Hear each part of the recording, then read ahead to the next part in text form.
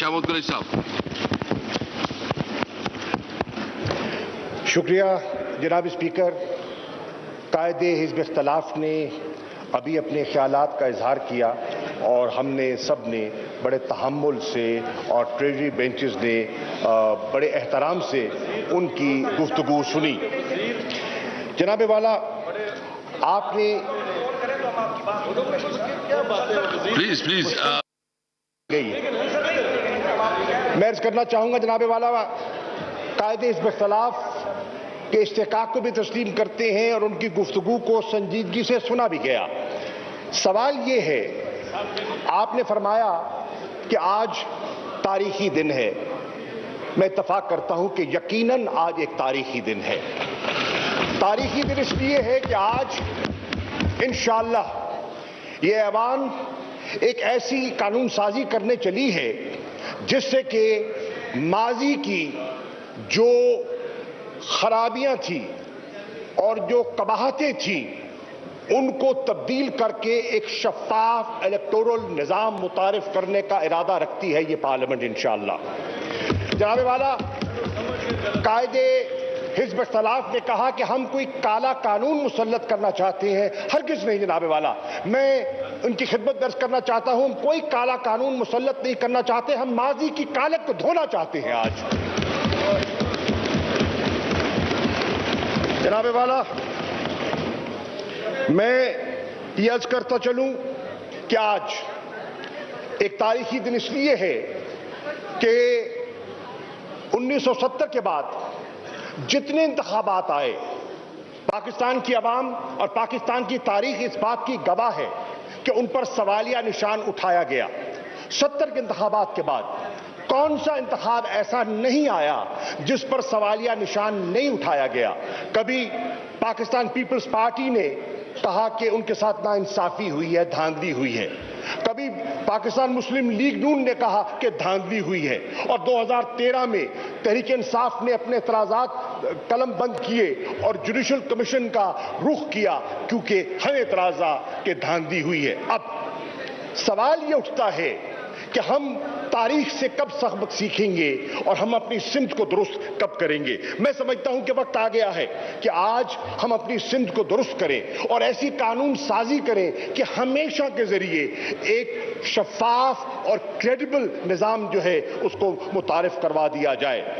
कायदे हिज़्ब इख्तिलाफ फरमाते हैं कि हम इस कानून साजी को बुलडोज करना चाहते हैं। बसद एहतराम ऐसा हरगिज इरादा जनाब वाला नहीं है। आप जानते हैं कि ये कोई राज पोशीदा नहीं है, आपके इल्म में है कि हुकूमत एक इरादा कर चुकी थी। हुकूमत ने बारहा आपसे, आपके मेंबरान से रुजू किया, आपसे दरखास्तें की कि डेमोन्स्ट्रेशन लीजिए। जिस आप ईवीएम मशीन का तस्करा कर रहे हैं, आपकी खिदमत में हमने उसको पूरा रखने का, पेश करने का मौका फराहम किया ताकि आपके एतराज़ात को इनकॉर्पोरेट कर लिया जाए और एक बेहतर जो है जो कदम जो है आगे उठाया जाए। शूमिए किस्मत कि आपने उस वक्त उस पर वो तवज्जो न दी। आप फरमाते हैं कि उजरत में ये आपने ऐवान जो है जॉइंट सेशन हम पर मुसल्लत कर दिया। हरगिज़ नहीं जनाबे वाला। रिकॉर्ड की दुरुस्तगी के लिए ये अर्ज करता चलूंगा कि ये इरादा हमारा आपके आया हो चुका था। 11 तारीख को एक इजलास की तारीख दे दी गई थी। अगर उजरत में होता तो आप अपने मेंबरान से रुजू कैसे करते? आप जो लोग बाहर गए हैं उनको फोनों के जरिए वापस कैसे बुलाते? इससे ये बात साबित होती है कि उजरत न थी, आपके इल्म में था।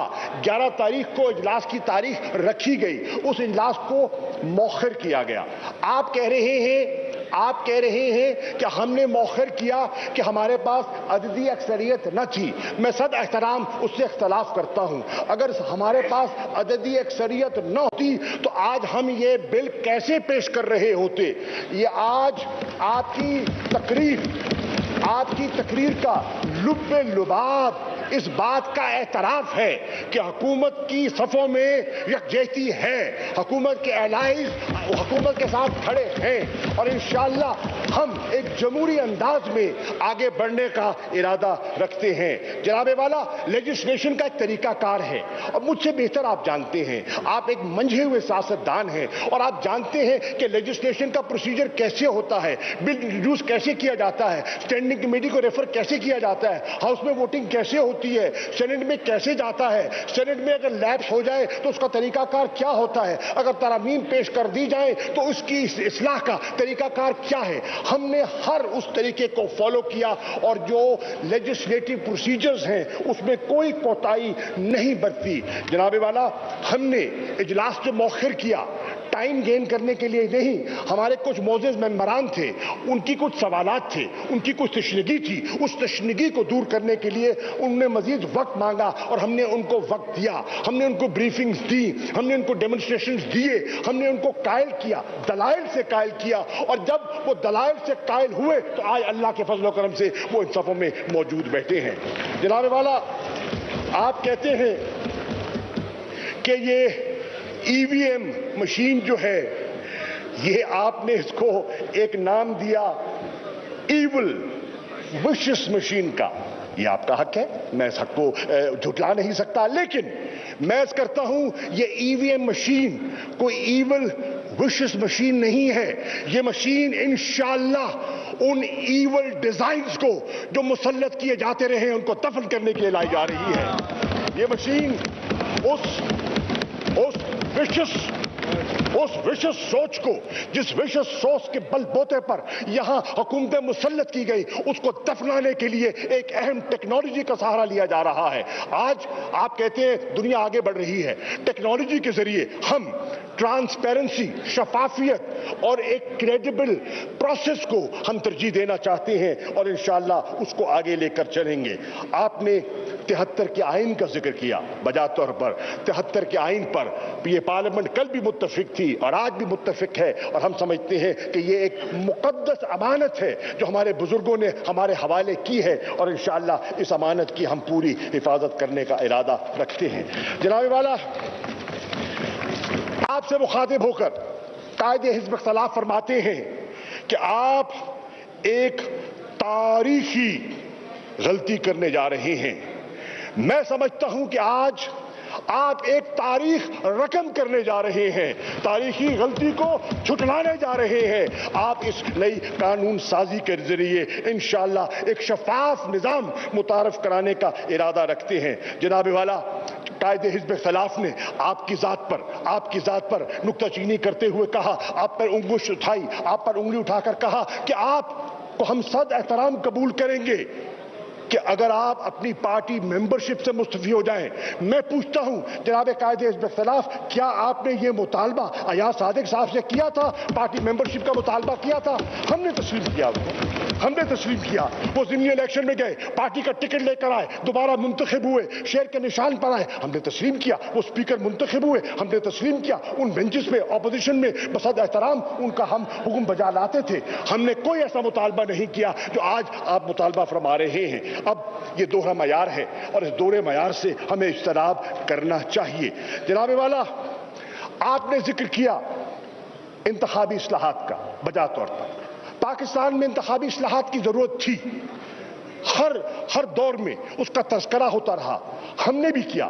اور آپ کو پتا ہے جب 2013 کے انتخابات ہوئے جن پر ایک سوالیہ نشان تھا، ہمیں اعتراضات تھے، تو ہم نے قانونی راستہ اختیار کیا، ہم نے 1 سال کا انتظار کیا، ہم نے 4 حلقوں کا حوالہ دیا، اور پھر ہم نے عدالت سے رجوع کیا، ہم نے پبلک موبلائزیشن کی، اور پبلک موبلائزیشن کے بعد ہم عدالت سے رجوع کیا، عدالت نے ہماری بات تسلیم کی، ایک جوڈیشل کمیشن تشکیل پایا، جوڈیشل کمیشن نے اپنی سفارشات مرتب کی، 40 के लगभग उनकी सिफारिशात थी। उन सिफारिशात को सामने रखते हुए हमने बाइकआउट नहीं किया आपकी तरह, हम बैठे, हम ऑपोजिशन में थे, हम हिज़्ब इख्तिलाफ में थे, हमने हिज़्ब इख्तिलाफ में बैठकर उन सिफारिशात को आपके साथ बैठकर कानून की इस्लाह के लिए, निजाम की बेहतरी के लिए उस निजाम में परोने की कोशिश की। और आज जिस कानून साजी का आप जिक्र करते हैं और जिसका क्रेडिट आप क्लेम करते हैं, उसमें तहरीक इंसाफ का पूरा हिस्सा शामिल है जनाब वाला, ये मैं रिकॉर्ड पर लाना चाहता हूं।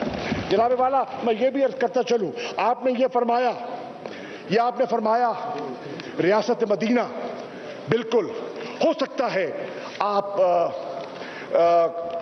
को अपनी आपकी सोच है, उसका भी एहतराम है, लेकिन जनाब वाला मैं बांगे दोहल कहना चाहता हूं, रियासत मदीना का तस्वुर और ख्वाब हर पाकिस्तानी बच्चे के दिल में बसता है, जो समझता है कि पाकिस्तान का मतलब क्या, ला इलाहा इल्लल्लाह, और जो पाकिस्तान की तहरीक आज़ादी की मूवमेंट में जिस काफिले में जो शामिल थे, वो रियासत मदीना का वो असूल था, वो कॉन्सेप्ट था, वो वैल्यूज थी, जिसको उजागर करने के लिए आज हमने ये अलम बुलंद किया है। जनाब वाला, आप कहते हैं ओवरसीज पाकिस्तानीज को हम वोट का राइट देना भी चाहते हैं, लेकिन एतराजात भी करते हैं। जनाब वाला, मैं आज ओवरसीज पाकिस्तानीज को, इस ऐवान को मुखातिब और गवाह बनाकर कहना चाहता हूं कि ये कैसा माजरा है कि ओवरसीज पाकिस्तानी को उनका डॉलर कबूल है, उनका वोट देना कबूल नहीं है। ये कैसा दोहरा मयार है